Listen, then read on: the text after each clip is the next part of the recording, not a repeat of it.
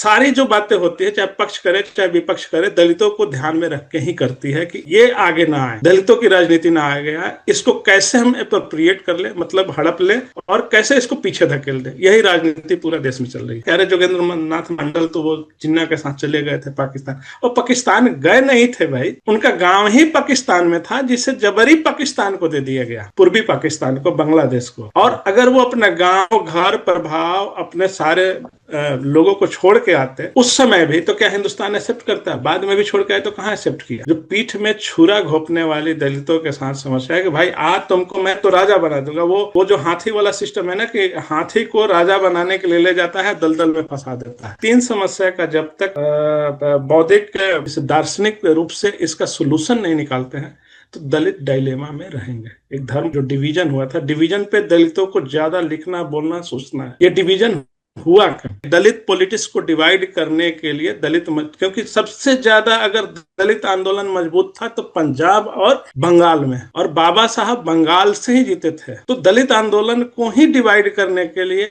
आपका पाकिस्तान और हिंदुस्तान बना। पंजाब और बंगाल को डिवाइड इसलिए किया गया था कि दलित आंदोलन स्प्रेड न हो, मजबूत ना हो। इस पे दलितों को सोचना होगा। और ये मैं बड़ी बात बोल रहा हूँ, सोचिए, देखिए, उस समय के फैक्ट निकालिए। और सबसे ज्यादा प्रभावित दलित राजनीति ही हुई इस डिवीजन से। जो सबसे बड़े नेता दलितों के हुए, जो चुनावी सफलता में सफलता पाए, वो थे जोगेंद्र नाथ मंडल। बंगाल में दलित अभी भी 30% से ज्यादा है, और वही हाल पंजाब का है, वहां भी 28% है दलित, और 28-29% आपका हरियाणा में है। लेकिन दलित जो पॉलिटिक्स है, दलित थॉट्स है, वहां पे ठप पड़ी हुई है। क्यों? क्योंकि वहां उसको डिवाइड किया गया, उसको सप्रेस किया गया। दलितों की जो बात है कि दलित पॉलिटिक्स में नहीं है, लेकिन दलित है, दलित ही पॉलिटिक्स में है, और दलित के खिलाफ सारे पॉलिटिक्स कर रहे हैं। मेरा पूरा नेशन वाइड यही ऑब्जर्वेशन है कि दलितों के खिलाफ राजनीति हो रही है। दो ही राजनीति है, गैर दलित का और एक दलित का। लेकिन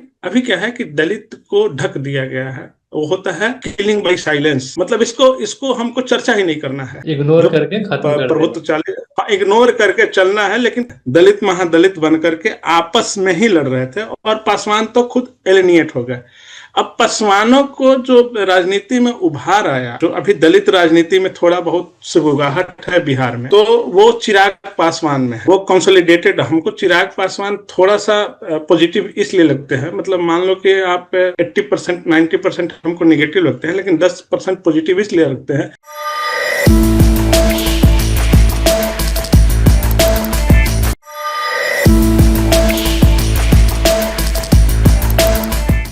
हमारे साथ चांद मनीष सर हैं और फेसबुक पे लेखक हैं, और काफी सारी जानकारी इनके पास होती है जो आमतौर पे सभी लोगों के पास नहीं होती है, और काफी सूक्ष्म तरीके से चीजों को देखते हैं, उसका विश्लेषण भी करते हैं। और आज हमारे साथ हैं, और आज चर्चा होगी बिहार में जो चुनाव हुआ है, बिहार विधानसभा चुनाव 2025। इसमें SC ST अपना एजेंडा लाने में कहाँ पे फेल हो गए हैं, ये हमारा मुख्य विषय है। तो SC ST कहाँ फेल हो गए हैं, क्योंकि चुनाव से पहले वो आपस में इधर उधर जो उनके युवा नेता कह ले, या जो युवा एक्टिविस्ट कह ले, वो सब इधर उधर बंटने लगे थे, और उसके बाद बीच चुनाव में उनका कोई एजेंडा रहा नहीं। कुछ लोग NDA को बुरा कहते रह गए, कुछ लोग RJD का को बुरा कहते रहने लग गए, कुछ लोग एक दूसरे का समर्थन करते रह गए, पर एजेंडा नहीं आया और चुनाव खत्म हो गया, और कल उसका रिजल्ट भी आना। तो एजेंडा क्यों नहीं बन पाया? समस्या तो काफी है, जैसे कि इकोनॉमिकल समस्या है, हेल्थ में भी है, जहाँ पे 15 साल पहले औसतन SC ST महिलाएं मर जा रही हैं। तो काफी सारे मुद्दे हैं, इंफ्रास्ट्रक्चर का मुद्दा है, उनके पास घर नहीं है, और बहुत सारे मुद्दे हैं।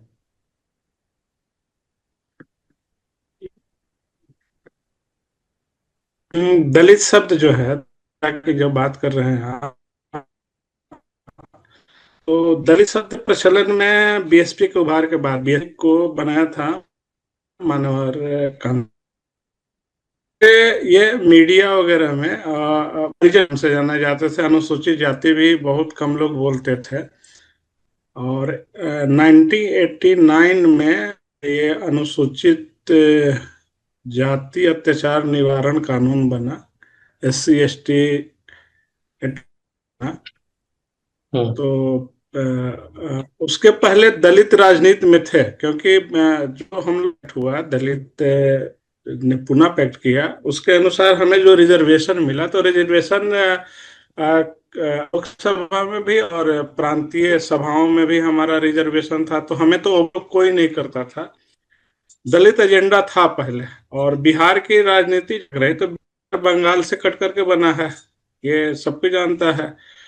और बंगाल में एक भद्रलोक था, तो भद्रलोक में वहां पे कास्ट का क्लैश हुआ। जो लोग बढ़े आगे अंग्रेजों के सहयोग से, जिन्होंने अंग्रेज से उस समय थे, तो उनको उन्होंने शिक्षा दिया, जिनका मिडिल क्लास बनाया। भद्रलोक में ही कायस्थ एक जाति है, तो कायस्थों को लगा कि अरे जैसे कायस्थ ज्यादातर मतलब बिहार में प्रभावी रहे और वहां भी प्रभावी रहे, सुभाष चंद्र बोस वगैरह जो, तो बिहार वाले कायस्थों ने अलग स्टेट की मांग थी। तो शुरुआत में राजनीति में कायस्थों का प्रभुत्व था।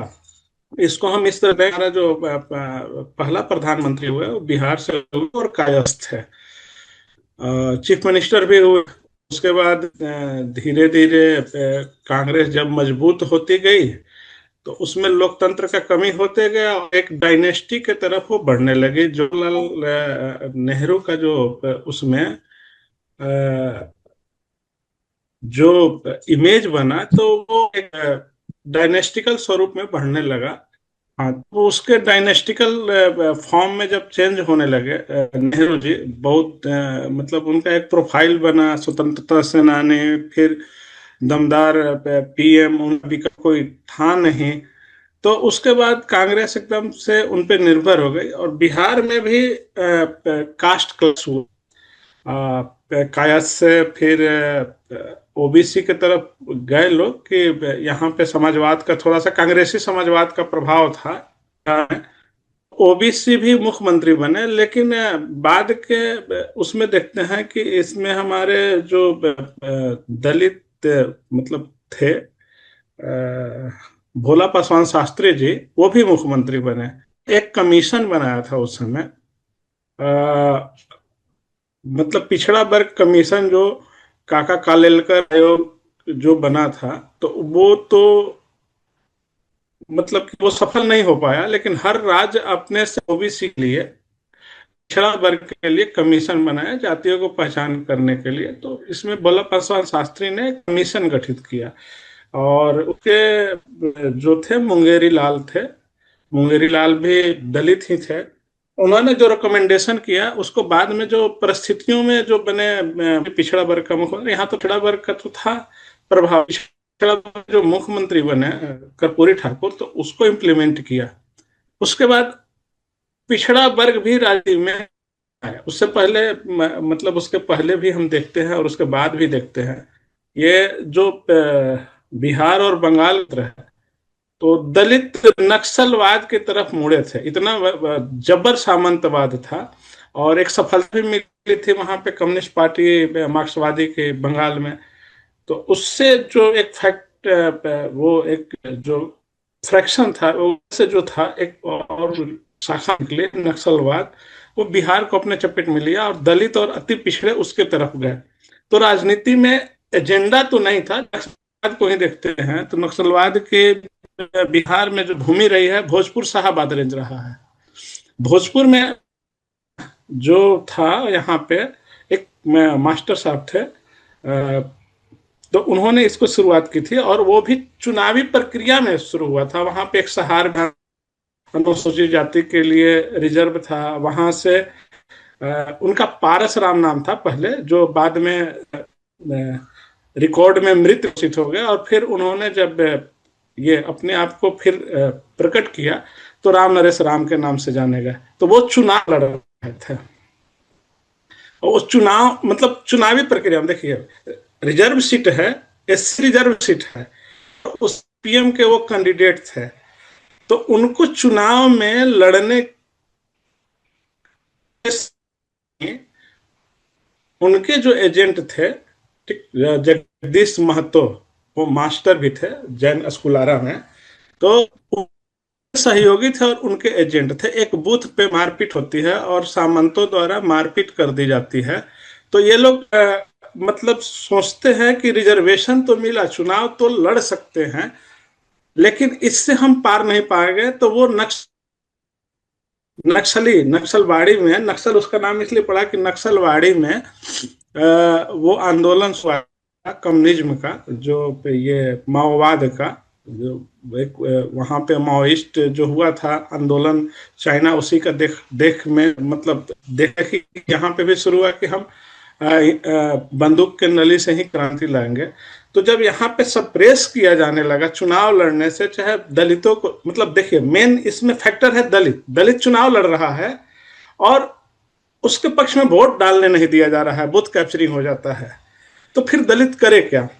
तो फिर वो नक्सलवाद की तरफ गया और पूरा शाहाबाद रेंज नक्सलवाद के प्रभाव में आया। पूरा पश्चिमी चंपारण हो या सिवान छपरा हो, जो भोजपुरी बेल्ट है, खासकर वहीं नक्सलवाद के चपेट में आया, मगध क्षेत्र भी आया। तो यहाँ के दलित और अति पिछड़े, जिनके मतलब न्यूनतम मानवीय अधिकार भी उनको नहीं था, वो नक्सलवाद के तरफ मुड़े।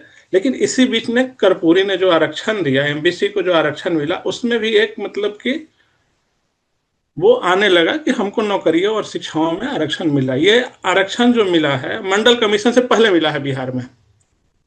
हाँ। तो ये धीरे धीरे धीरे धीरे, हाँ, मंडल कमीशन से पहले मिला है। मंडल कमीशन तो बाद में लागू हुआ, बना भी बाद में। तो मंडल कमीशन के पास सहूलियत थी कि जो स्टेट में, कई स्टेटों में पिछड़ा वर्ग आयोग बना था, उनमें जातियों को आइडेंटिफाई किया था, उनको कंसोलिडेट केवल करना था। तो उसके बाद हमारे पास जो दलित एजेंडा है, अब दलित एजेंडा में क्या है कि रामविलास इसी चुनावी में, इसी रिजर्वेशन में जनता पार्टी से चुनाव लड़ते हैं और विश्व रिकॉर्ड बनाते हैं, वर्ल्ड रिकॉर्ड बनाते हैं बिहार से।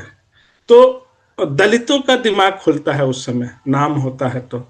और उस समय जब 1989 में जन मोर्चा जो बनाए थे बीपी सिंह, क्योंकि उनको तो निकाल दिया था राजीव गांधी ने, उनको डिफेंस मिनिस्टर थे तो वहां से उनको बर्खास्त किया, तो वो अपना विकल्प तलाश रहे थे। तो उन्होंने एक जन मोर्चा बनाया और उसमें जो लोक दल और जनता पार्टी विलुप्त के कगार पर थे, मिल करके एक जनता दल पार्टी बनी। उसमें भी सबसे प्रोमिनेंट नेता थे रामविलास पासवान। जब वो केंद्रीय मंत्री बने थे तो उस समय नीतीश कुमार स्टेट मिनिस्टर थे एग्रीकल्चर के, और लालू जी मुख्यमंत्री बने 1999 में। तो सोचिए कि वो मतलब इन लोगों से ज्यादा प्रभावित है। तो दलित राजनीति तो था ही। उसके बाद यूपी में आता है सपा बसपा का गठबंधन, बहुजन के नाम पे। सपा बसपा करती है सपा के साथ गठबंधन, क्योंकि मुलायम सिंह तो पहले चंद्रशेखर और जनता दल में ही थे। तो फिर वो अपनी पार्टी बनाते हैं, और पार्टी बनाते हैं तो उनसे बसपा गठबंधन करते हैं। बसपा तो 1984 में बन गई थी, लेकिन 1993 में सपा और बसपा, सपा बनती है, उस बाद बसपा उससे गठबंधन करती है। तो एक बहुजन का कंसेप्ट आता है।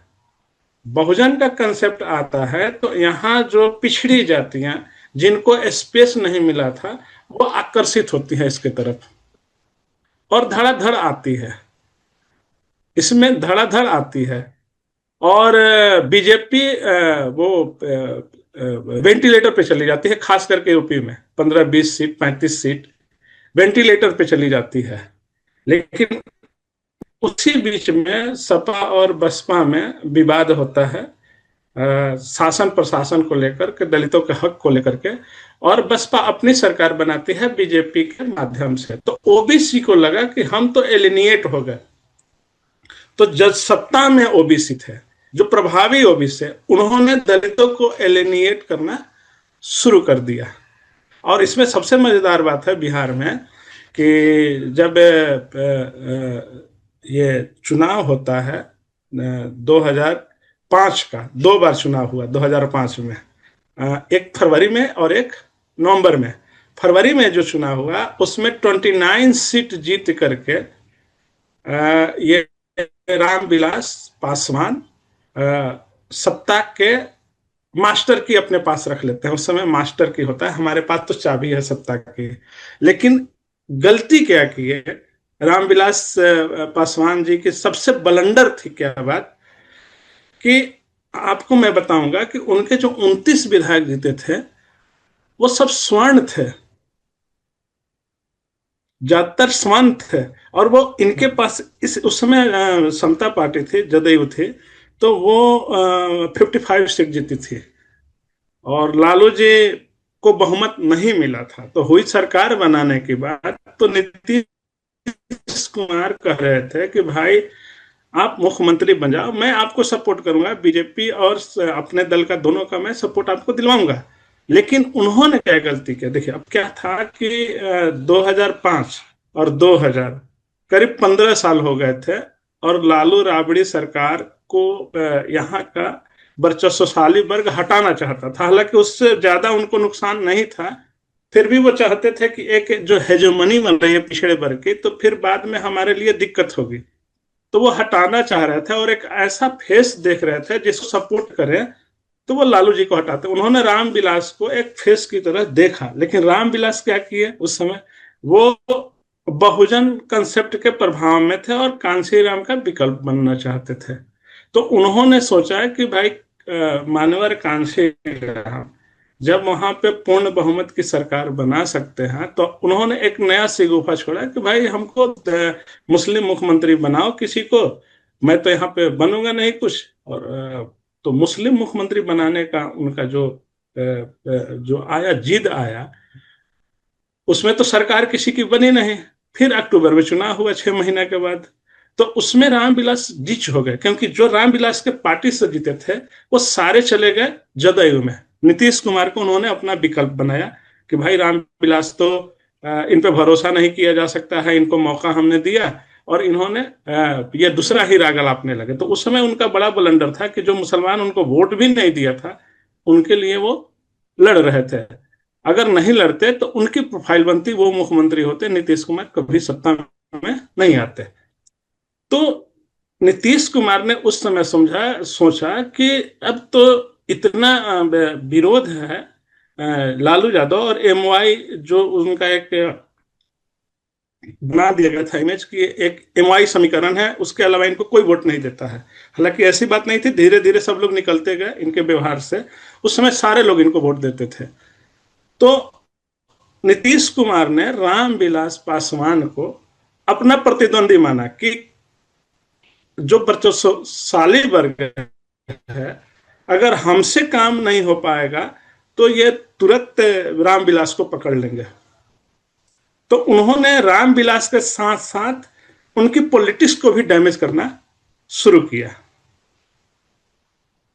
उनको पॉलिटिक्स को भी डैमेज करना शुरू किया। और उन्होंने क्या किया कि दलितों में बाइफ्रिकेशन करवाया, और सीधे सीधे तो नहीं करा सकते थे, तो उन्होंने 4 जाति को पहले अलग रखा और कुछ को महादलित बनाया। तो लगा कि नीतीश कुमार अच्छा कर रहे हैं, दलितों को भी लगा कि भाई वो हमसे पीछे हैं, उनको अगर प्रेफरेंस दिया जा रहा है तो ठीक है। फिर उन्होंने क्या किया कि बाकी 2 जाति को फिर महादलित में शामिल कर लिया, जबकि दोनों जाति एडवांस थी, धोबी और पासी। दलितों में बिहार में अगर कोई भी जॉब में, शिक्षा में सबसे आगे है, वो धोबी और पासी है। उसके बाद चमार आते हैं, उसके बाद पासवान आते हैं। संख्या में ज्यादा हैं, लेकिन पढ़ाई लिखाई नौकरी में पीछे हैं। तो उन्होंने फिर केवल चमार और दुसाध को अलग रखा दलित में, और बाकी को महादलित। यहां तक तो ठीक था, ये मतलब क्रमशः करते गए, उनका एक स्ट्रेटजी होगा। फिर बाद में उन्होंने चमार को भी वापस ले लिया महादलित में, और केवल पासवान को निकाल दिया, दलित बना दिया। तो ये जो बाइफ्रिकेशन किया ना, तो उसमें पासवान जी कोई स्टेप नहीं उठा पाए, और वो सोचे कि हमको अपनी जो राजनीति है, अपना जो सांसदी है, अपना जो मंत्रालय है, उसको सरवाइव करने के लिए इनके पचड़े में नहीं पड़ना है, किसी तरह से हम एनडीए का पार्ट बने रहें और सत्ता में रहें, प्रासंगिक बने रहें। उस समय डिक्लाइन हो गया दलित राजनीति का, और इनको पूरी खुली छूट मिल गई। अब उसके बाद क्या हुआ, नीतीश कुमार पहले प्रो दलित थे, प्रो एससी थे, फिर बाद में वो देखे कि अब ये इनका काम हो गया कि हमारा यहाँ पे तो कोई बिहार में दलित चुनौती है नहीं, उन्होंने खत्म कर दिया। तो वो फिर सवर्णों को साधने के लिए पहले तो उन्होंने एक आयोग बना था रणवीर सेना का जांच करने के लिए, वो था, नाम नहीं याद आ रहा अभी। तो उसको उन्होंने भंग किया और फिर स्वर्ण आयोग बनाया। तो अब वो स्वर्णों को साध रहे थे, मतलब एक कोऑर्डिनेटर की तरह वो जिधर भी देखते हैं कि इधर से हमको नुकसान हो रहा है उसको वो साधने लगते हैं। तो बहुत बढ़िया कम्युनिकेटर हैं, प्रशासक हैं। उन्होंने बिहार में दलित राजनीति को शून्य कर दिया। दलित राजनीति पनपने नहीं दिया अपने पैर पे। रामविलास नहीं तो कौन। यस। अब दलित आपस में ही लड़ रहे थे, दलित महादलित बनकर के आपस में ही लड़ रहे थे, और पासवान तो खुद एलिनिएट हो गए। अब पासवानों को जो राजनीति में उभार आया, जो अभी दलित राजनीति में थोड़ा बहुत सुगबुगाहट है बिहार में, तो वो चिराग पासवान में है।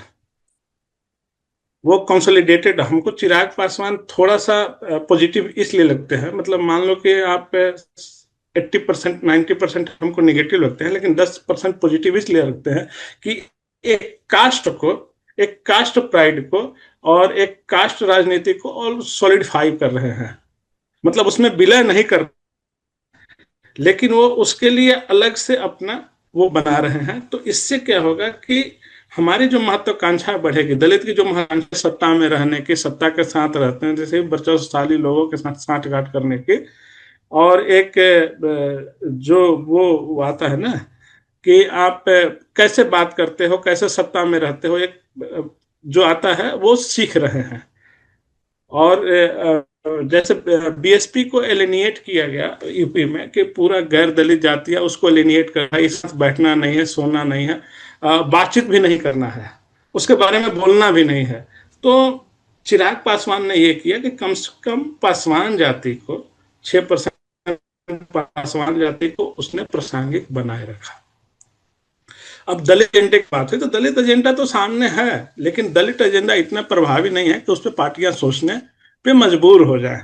लेकिन चुनाव के, अगर इस चुनाव के बाद चिराग पासवान हमको इसलिए अच्छे लगे कि पिछले चुनाव में उन्होंने बीजेपी को कहा कि बीजेपी से तो नहीं लड़ेंगे, जदयू से लड़ेंगे, क्योंकि जदयू हमको डैमेज किया है, खास करके दलितों को डैमेज किया। तो उन्होंने जदयू को डैमेज किया, हमको दिखा, पूरा वर्ल्ड में दिखा, पूरा देश में दिखा।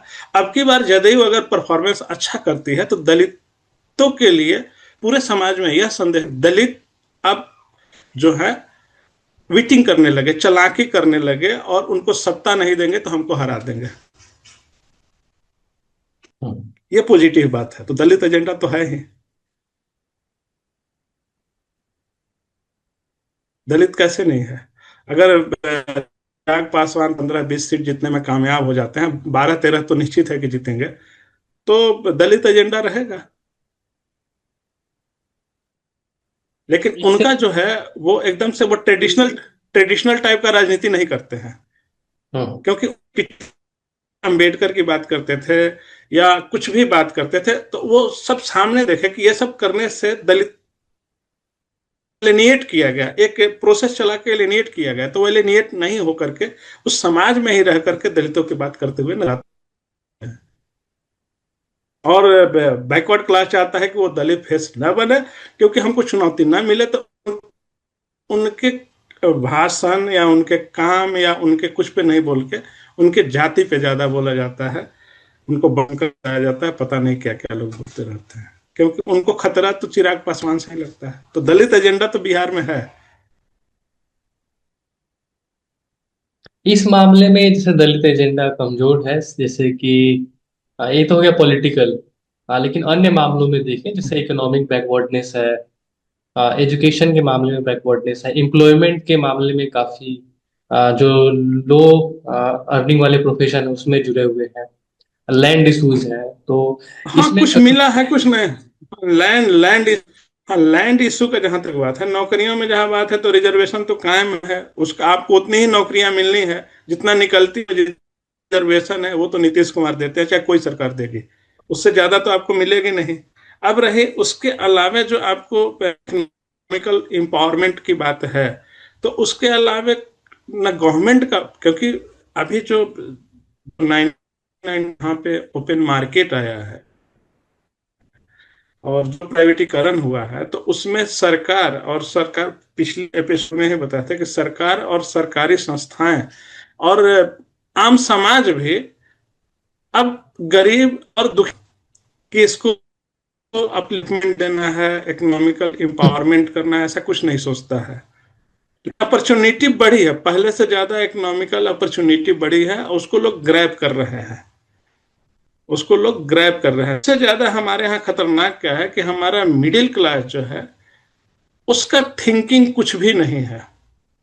सबसे ज्यादा एम्प्लॉयमेंट अनएम्प्लॉयमेंट है मिडिल क्लास में, क्योंकि सरकारी जो जॉब्स हैं वो श्रिंक हुए हैं। तो एक पीढ़ी उसको आसानी से जॉब मिल गया था रिजर्वेशन के माध्यम से, उसकी दूसरी पीढ़ी संघर्ष कर रही है, उसको समझ में नहीं आ रहा है कि हम क्या करें। जी। प्राइवेट जो निजी निजी संस्थाएं इतनी हावी हो गई हैं कि वो दलित नाम, दलित फेस, दलित टाइटल देख करके ही आपको सब प्रेस, तो वहां पे सफोकेशन हो गया है दूसरी पीढ़ी के लिए। और उसे रास्ता पहली पीढ़ी नहीं बता रहा है, उसके पास कोई रास्ता है भी नहीं। पॉलिटिकल सिनेरियो है कि कोई सोल्यूशन निकलने वाला नहीं है, कि सत्ता अपने हाथ में नहीं है, सत्ता में भागीदार नहीं है। तो इकोनॉमिकल कंडीशन, जो गरीब तबका है, जो कमाने वाला है, जो कुछ अपना हुनर सीख करके कमा रहा है, उनके यहाँ नहीं है। ज्यादातर ये 7 का उभरी है जो फर्स्ट क्लास, सेकंड क्लास या जॉब में आ गए थे फर्स्ट पीढ़ी में, सेकंड पीढ़ी उनकी बेरोजगार। हाँ, जिनकी एस्पिरेशन जो है वो बढ़ नहीं रही तो है कि अपॉर्चुनिटी। लेबर ना बने। हाँ वही, हाँ, उनकी एस्पिरेशंस को चोट लग रही। हाँ, चोट लगा। अपॉर्चुनिटी तो बढ़े, ओपन मार्केट आने से आपकी हुनर की पूछ बढ़ी है, लोग कमाने भी लगे हैं, पैसे सबके पास है, अपॉर्चुनिटी बढ़ी है। लेकिन पॉलिटिकल एम्पावरमेंट और जो मिडिल क्लास है वो थोड़ा सा सप्रेस हुआ है, थोड़ा हुआ है ये 10-15 सालों में। उसे जॉब नहीं मिले, बढ़िया जॉब नहीं मिले, उसके पढ़ने की अपॉर्चुनिटी छीन ली गई। जैसे इसी गवर्नमेंट में देखा गया के लिए एलोकेटेड फंड को ये डाइवर्ट करके दूसरे में लगा दिया हम्म। नीतीश सरकार ने। अब लगा दिया तो लगा दिया, विरोध कैसे?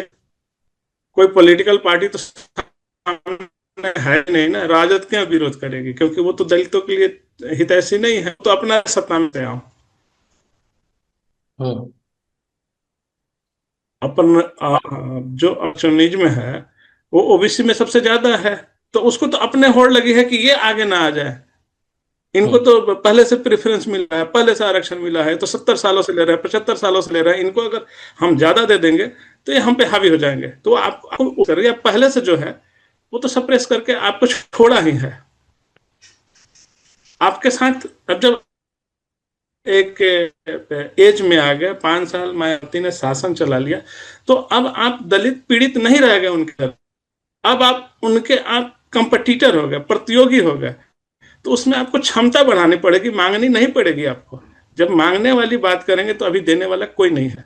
आप प्रतियोगिता में आ गए तो आपको उनसे प्रतियोगिता करनी होगी, ये बात मान के चले दलित। और जहां तक लैंड की बात है, लैंड रिफॉर्म बहुत बड़ा मुद्दा है बिहार में। लैंड रिफॉर्म जब लागू किया है तो वो भी बोले थे कि उस समय था कि बहुत सारी जमीनें जो थी नक्सल आंदोलन के बाद वो बटाई कानून लाने की बात हो रही थी। उसके बाद नीतीश ने भी कहा कि बंदोपाध्याय कमेटी की जो रिपोर्ट है उसको मैं लागू करूंगा। मालेस के साथ जब वो चुनाव लड़ा था, पीपल जो उन्होंने अलायंस किया था, उसमें एक बहुत बड़ा एजेंडा भी था, सबको नीतीश कुमार आएंगे, उनको वोट भी मिले थे पहले। लेकिन जमीन की बातें धीरे धीरे ये निपथ में चली गई, पीछे चली गई, अब कोई बात नहीं करता। सॉरी। जी। तो जैसे कि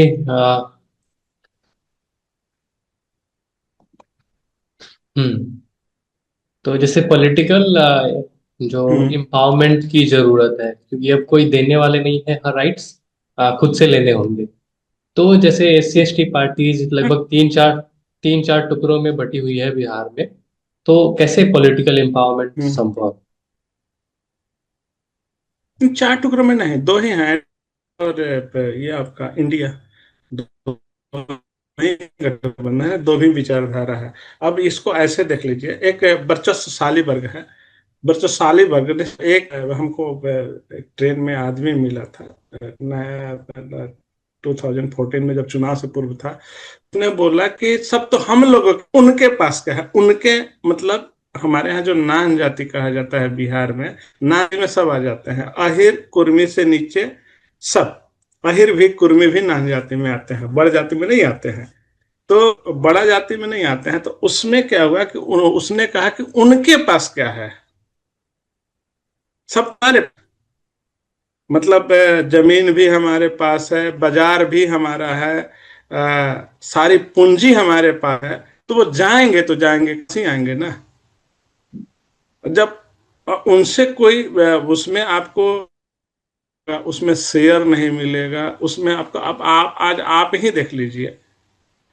देखिए, ज्यादा है, मेरी है कास्ट की बात करें, ओबीसी जाति की, जो अपर ओबीसी कास्ट है, वो मार्केट में अपना मार्केट बना करके कुछ भी कर सकता है। लेकिन एक दलित सक्षम हो जाए, 5-10 लाख रुपया लगा करके बाजार में मार्केट में, वैसे मान लीजिए कि उस ज्वेलरी का काम करने लगे, ठठेरा का काम करने लगे, कपड़ा का काम करने लगे, तो मार्केट में उसको कौन बैठने देगा? अलाइनेट भी हो नहीं जाए। देगा।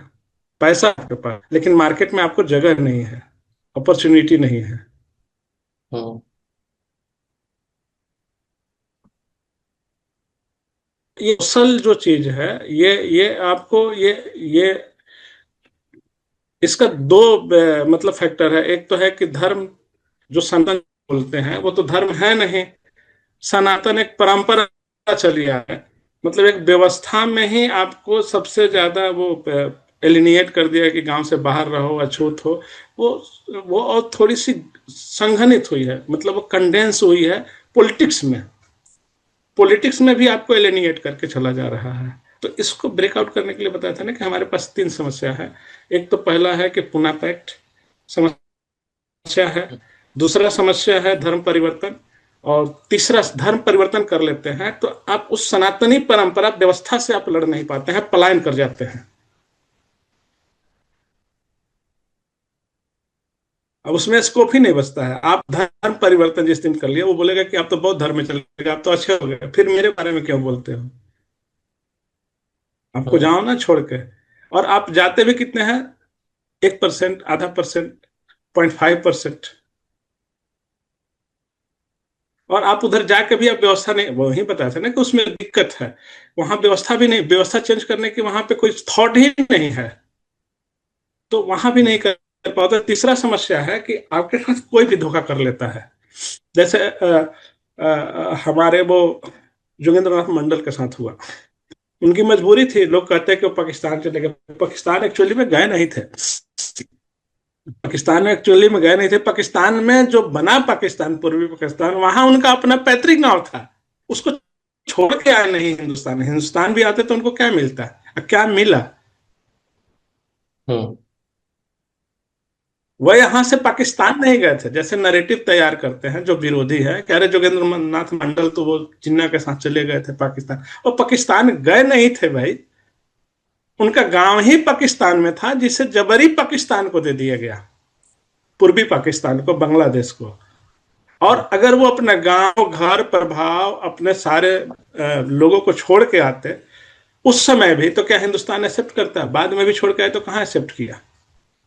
हम्म। तो ये समस्या है, जो पीठ में छुरा घोंपने वाली दलितों के साथ समस्या है कि भाई आज तुमको मैं तो राजा बना दूंगा। वो जो हाथी वाला सिस्टम है ना, कि हाथी को राजा बनाने के लिए ले जाता है, दलदल में फंसा देता है, हम्म। वो दलितों के साथ है। तो तीन समस्या का जब तक बौद्धिक जैसे दार्शनिक रूप से इसका सोल्यूशन नहीं निकालते हैं, तो दलित डायलेमा में रहेंगे। एक धर्म परिवर्तन, एक पूना पैक्ट का काट, और एक जो ये जोगिंद्रनाथ मंडल जो गए थे पाकिस्तान, जो डिवीजन हुआ था, डिवीजन पे दलितों को ज्यादा लिखना, बोलना, सोचना है। ये डिवीजन हुआ क्यों? हम्म।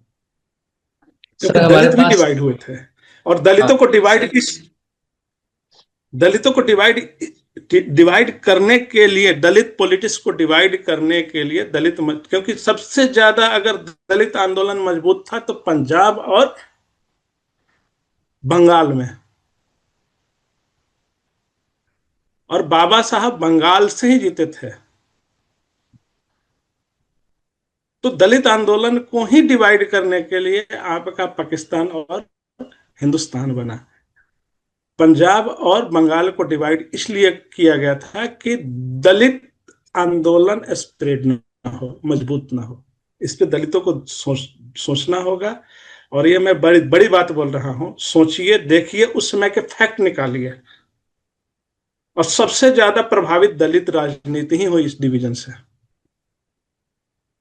आदि धर्म आंदोलन पंजाब में चला। हम्म। हरियाणा और पश्चिमी में, उत्तर प्रदेश में जो सबसे ज्यादा अगर प्रभावित हुआ डिवीजन से पंजाब, बाद में हरियाणा बना। तो वहां पे आदि हिंदू आंदोलन चला। और वहां पे मतुआ आंदोलन चला पहले। अंग्रेज, मतलब अंग्रेज जिस समय कांग्रेस भी नहीं बनी थी तो मतुआ आंदोलन चला था। और उसके बाद जो सबसे बड़े नेता दलितों के हुए, जो चुनावी सफलता में सफलता पाए, वो थे जोगिंद्रनाथ मंडल। बंगाल में दलित अभी भी 30% से ज्यादा है। हम्म। और वही हाल पंजाब का है। वहां भी 28% है दलित। और 28-29% आपका हरियाणा में है। लेकिन दलित जो पॉलिटिक्स है, दलित थॉट्स है, वहां पे ठप पड़ी हुई है। क्यों? क्योंकि वहां उसको डिवाइड किया गया, उसको सप्रेस किया गया। इसी को आप कंक्लूड कर दीजिए, इसी आंसर को। हाँ, ये दलितों की जो बात है कि दलित पॉलिटिक्स में नहीं है, लेकिन दलित है। दलित ही पॉलिटिक्स में है। और दलित के खिलाफ सारे पॉलिटिक्स कर रहे हैं। मेरा पूरा नेशन वाइड यही ऑब्जर्वेशन है कि दलितों के खिलाफ राजनीति हो रही है। दो ही राजनीति है, गैर दलित का और एक दलित का। लेकिन अभी क्या है कि दलित को ढक दिया गया है। वो होता है किलिंग बाय साइलेंस। मतलब इसको इसको हमको चर्चा ही नहीं करना है। इग्नोर जो करके खत्म कर देना। प्रभुत्व चाले, इग्नोर करके चलना है। लेकिन सारी जो बातें होती है, चाहे पक्ष करे चाहे विपक्ष